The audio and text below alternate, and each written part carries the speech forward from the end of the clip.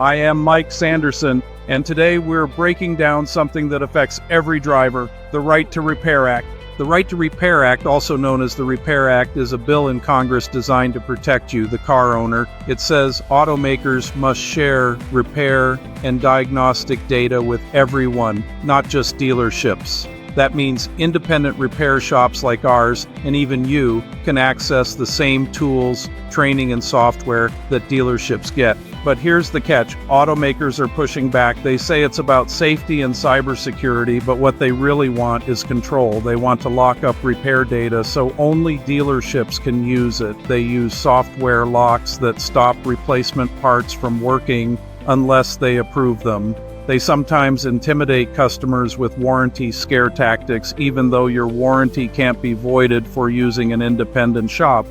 Why? Because dealership repairs are big business, and keeping control protects their profit. Without the Right to Repair Act, you could lose the freedom to choose where and how your car gets fixed. Costs could go up, wait times could get longer, and independent shops like ours would be blocked from helping you. At Auto Service Experts, we believe you should have the right to repair your vehicle fairly, affordably, and with confidence. Stay informed, and let's keep the road open for everyone.